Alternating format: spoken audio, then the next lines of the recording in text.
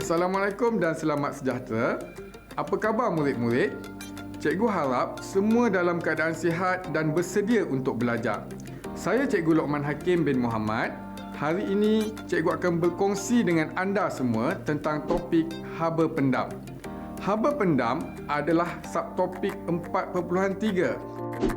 Jadi, pada anda yang dah belajar subtopik 4.1 dan 4.2, tahniah cikgu ucapkan kerana anda akan lebih faham tentang pelajaran hari ini. Mari kita lihat apakah objektif pelajaran kita pada hari ini. Di akhir pelajaran, cikgu harap pelajar boleh mendefinisikan haba pendam dan haba pendam tentu, menghuraikan proses haba pendam tentu pelakuran dan pengawapan, mengetahui aplikasi haba pendam tentu dalam kehidupan seharian dan menyelesaikan masalah melibatkan haba pendam tentu. Cikgu yakin anda semua pernah berpeluh selepas melakukan aktiviti riadah, bukan? Kemudian anda duduk berehat di bawah kipas bagi menjejukkan badan. Ya, anda akan berasa lebih sejuk. Mengapakah hal ini terjadi? Hal ini disebabkan oleh haba pendam tentu yang akan kita pelajari pada hari ini. Baiklah murid-murid, kita lihat apakah yang dimaksudkan dengan haba pendam. Haba pendam adalah haba yang diserap atau dibebaskan pada suhu tetap semasa perubahan fasa. Apakah yang dimaksudkan dengan fasa? Untuk pengetahuan anda semua, fasa adalah keadaan fizikal bahan di mana ada 3 fasa yang perlu anda tahu, iaitu fasa pepejal, fasa cecair dan fasa gas. Ini pula adalah keadaan molekul bagi fasa-fasa yang disebutkan tadi. Baiklah, sekarang cikgu nak anda perhatikan apakah perbezaan antara ketiga-tiga keadaan molekul ini. Perbezaan antara 3 keadaan jirim adalah dari segi susunan dan pergerakan molekul. Ikatan antara molekul pepejal lebih kuat jika dibandingkan dengan cecair. Ikatan antara molekul gas adalah yang paling lemah. Berikut merupakan bagaimana perubahan fasa berlaku. Perubahan fasa dari pepejal ke cecair tidak boleh terus berlaku. Begitu juga dengan perubahan fasa bagi cecair ke gas. Sebelum pepejal menjadi cecair sepenuhnya, fasa campuran antara pepejal dan cecair berlaku dahulu. Begitu juga dengan perubahan fasa cecair ke gas. Apakah yang berlaku semasa fasa campuran pepejal dan cecair? Adakah perkara yang sama berlaku semasa fasa campuran cecair dan gas? Kita ambil air sebagai contoh. Seperti yang anda tahu, takat beku bagi air adalah 0 darjah Celsius dan takat didih adalah 100 darjah Celsius. Perhatikan pada keadaan BC. Keadaan BC merupakan keadaan pepejal dan cecair, manakala keadaan DE adalah campuran cecair dan gas. Suhu di kedua-dua keadaan adalah malap. Mengapakah suhu tidak berubah pada kawasan ini? Pada keadaan ini, suhu kekal mala kerana tenaga haba yang diserap digunakan untuk memecahkan ikatan antara molekul. Baiklah murid-murid, sekarang kita ke bahagian haba pendam tentu. Kita lihat kepada definisi dahulu. Haba pendam tentu bermaksud haba yang diserap atau dibebaskan semasa perubahan fasa bagi 1 kilogram bahan tanpa perubahan suhu. Terdapat 2 jenis haba pendam tentu, iaitu haba pendam perlakuran dan haba pendam penguapan. Apakah yang dimaksudkan dengan haba pendam tentu pelakuran dan penguapan? Haba pendam tentu pelakuran bermaksud kuantiti haba yang diserap semasa peleburan atau dibebaskan semasa pembekuan bagi 1 kilogram bahan tanpa perubahan suhu. Manakala haba pendam penguapan pula bermaksud kuantiti haba yang diserap semasa pendidihan atau dibebaskan semasa kondensasi bagi 1 kilogram bahan tanpa perubahan suhu. Dari definisi haba pendam tentu pelakuran dan haba pendam tentu penguapan tadi, terdapat beberapa perkataan yang cikgu tekankan, iaitu pembekuan, kondensasi, peleburan dan pendidihan. Kondensasi adalah proses perubahan fasa gas ke fasa cecair. Manakala pembekuan adalah proses perubahan fasa cecair ke fasa pepejal.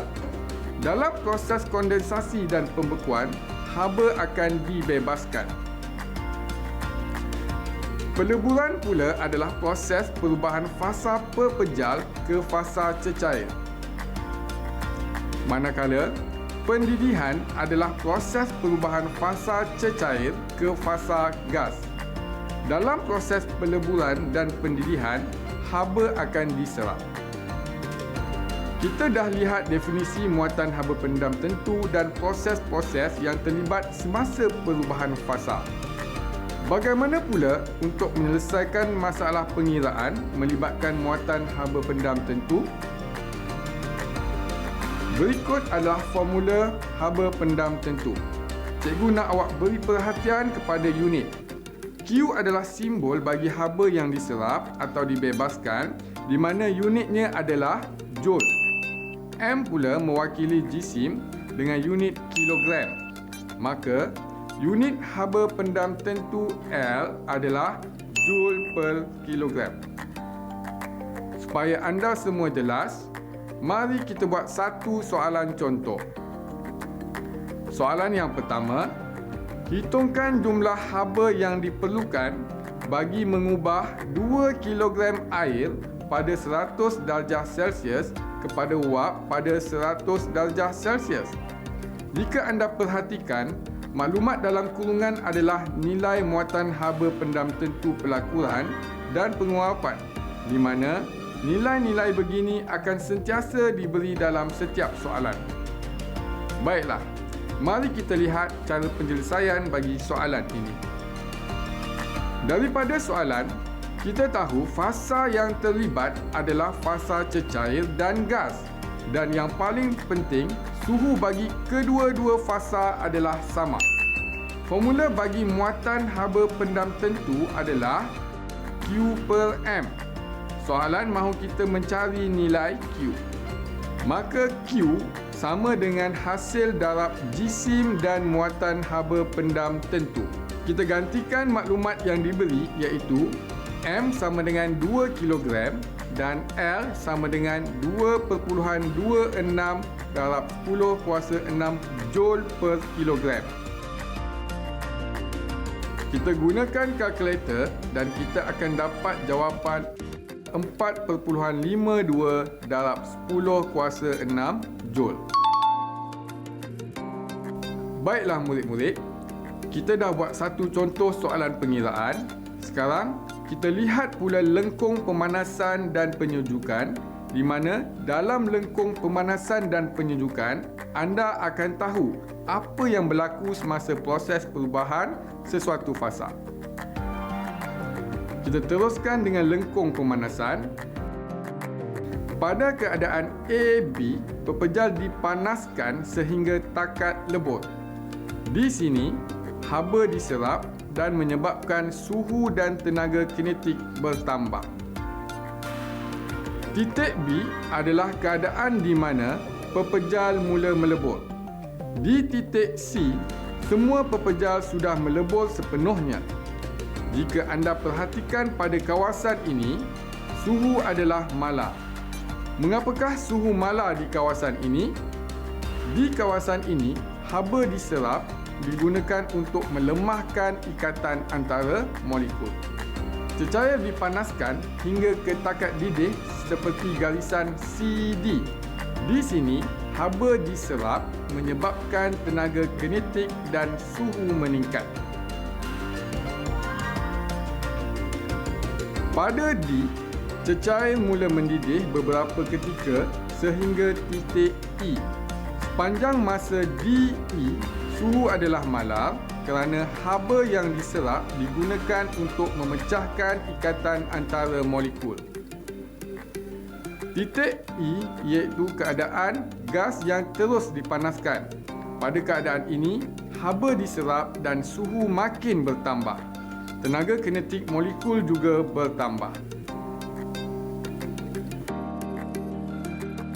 Bagaimana pula untuk lengkung penyejukan? Lengkung penyejukan adalah sama seperti lengkung pemanasan, cuma perubahan fasa yang berlaku adalah berlawanan. Pada keadaan B, C dan DE, suhu adalah malar.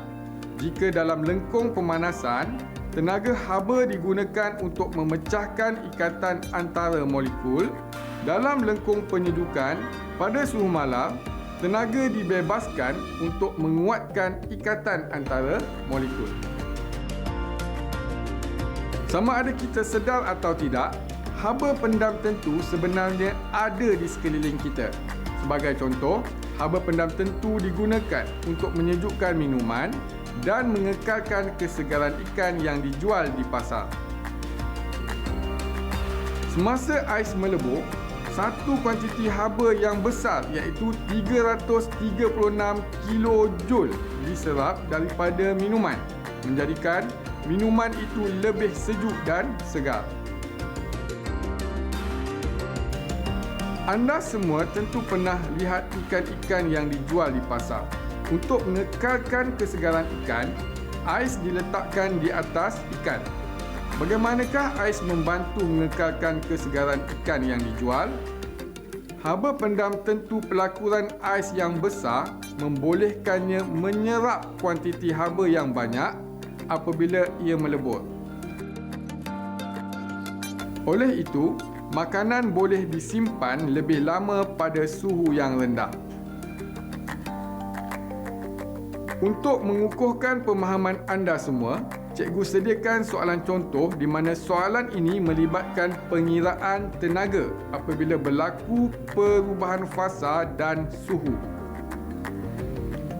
Hitungkan jumlah haba yang diperlukan bagi menukar 1 kilogram air pada 37 darjah Celsius kepada wap pada 100 darjah Celsius.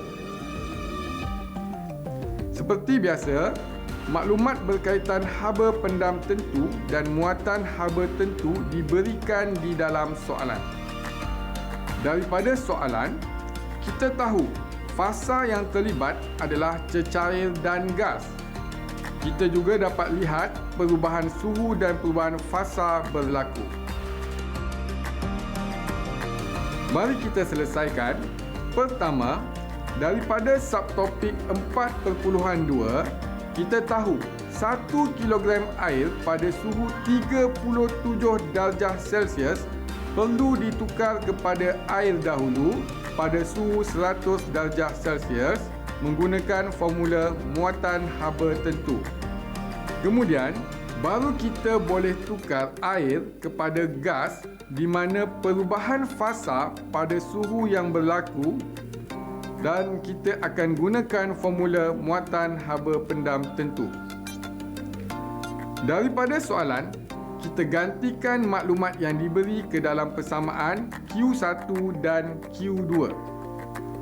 Kita tambahkan nilai kedua-dua kuantiti haba dan kita akan dapat jumlah haba yang diperlukan adalah 2,524,600 joule. Baiklah murid-murid, kita teruskan pelajaran kita dengan melihat bentuk-bentuk soalan yang ditanya semasa SPM. Kita lihat soalan objektif dahulu.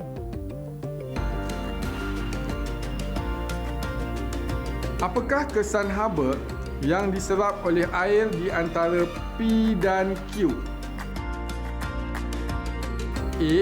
Melemahkan daya di antara molekul air. B. Memecahkan ikatan di antara molekul air. C. Meningkatkan tenaga kinetik molekul air. D. Menguatkan ikatan di antara molekul air. Seperti yang kita tahu, pada suhu malam, tenaga haba digunakan untuk memecahkan ikatan antara molekul. Jadi, jawapannya adalah B. Kita lihat pada soalan objektif yang kedua.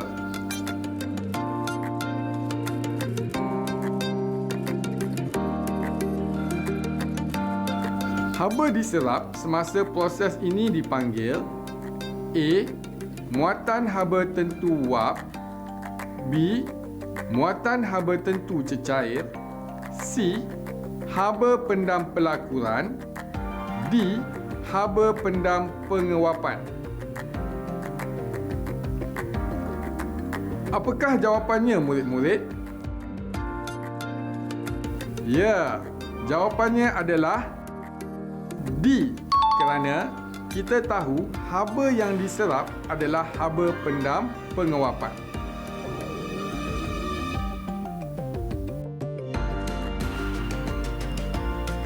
Kita lihat soalan objektif yang ketiga.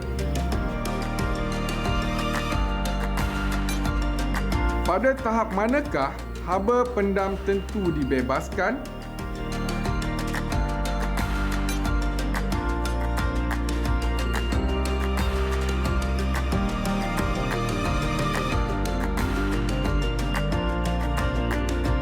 Kita tahu, haba pendam tentu dibebaskan pada suhu malam.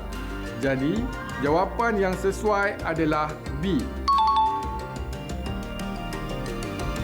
Sebentar tadi, kita telah lihat 3 contoh soalan objektif. Sekarang, kita lihat pula soalan berbentuk subjektif. Rajah menunjukkan lengkung pemanasan bagi bahan K dan bahan M. Jawab soalan berikut berpandukan rajah di sebelah. A. Bandingkan takat didih bagi bahan K dan M. B. Bandingkan takat lebur bagi bahan K dan M. C.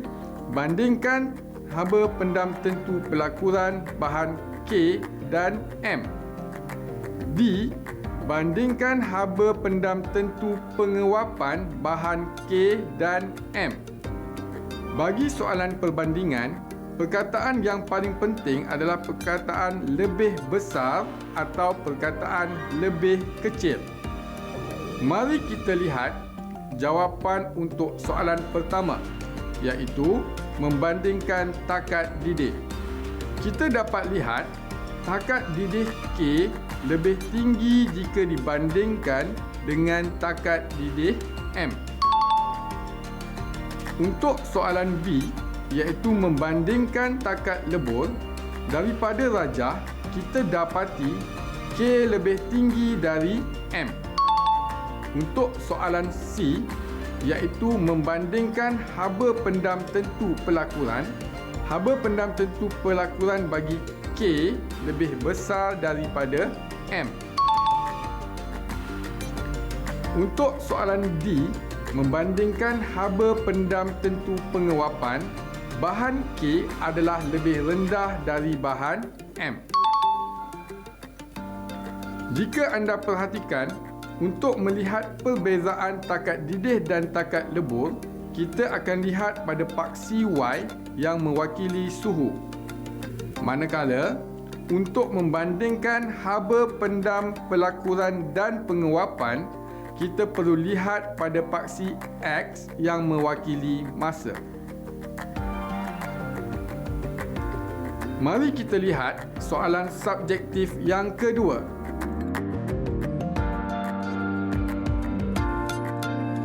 Graf menunjukkan lengkung pemanasan 100 gram pepejal bahan menggunakan pemanas rendam 1000 watt. Mengapa tiada perubahan suhu pada minit kedua dan kelima? Jawapannya adalah kerana haba yang diserap digunakan bagi memecahkan ikatan antara molekul. Untuk soalan B, nyatakan keadaan fizikal bahan pada minit ke-7 hingga minit ke-10. Jawapan untuk soalan ini adalah cecair dan gas kerana kita tahu pada keadaan ini suhu adalah malam.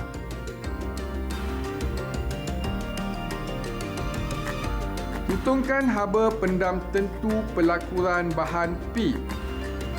Seperti yang anda telah pelajari, tenaga tidak boleh dihapuskan tetapi boleh bertukar bentuk. Jadi, kita boleh anggap Q iaitu tenaga haba sama dengan hasil darab kuasa dan masa PT. Pastikan unit bagi masa adalah saat. Gantikan semua maklumat yang diberi ke dalam formula haba pendam tentu dan kita akan dapat L sama dengan 1.8 darab 10 kuasa 6 Joule per kilogram. Seterusnya, hitungkan haba pendam tentu penguapan bahan P. Sama seperti formula untuk mencari haba pendam tentu pelakuran, kita gantikan maklumat yang diberi. Kita akan dapat jawapan 1.8 darab 10 kuasa 6 Joule. Mengapakah jawapan untuk soalan C dan D sama? Jika murid-murid perhatikan, masa untuk kedua-dua keadaan adalah sama iaitu 3 minit.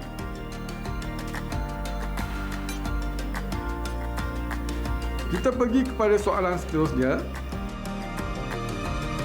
Graf menunjukkan lengkung pemanasan 500 gram bahan X menggunakan pemanas elektrik 1000 watt.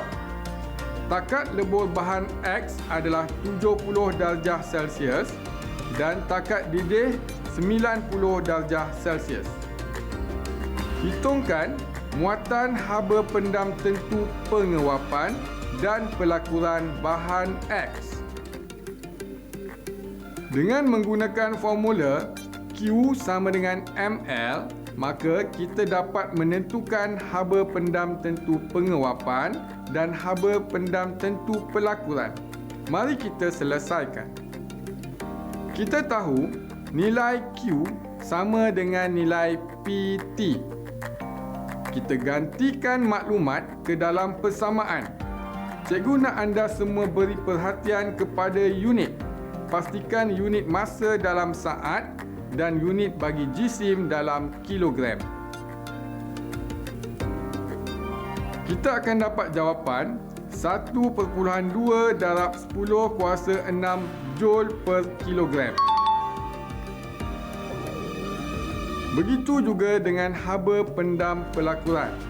Kita gunakan formula yang sama. Cuma masa yang berlainan bergantung kepada soalan.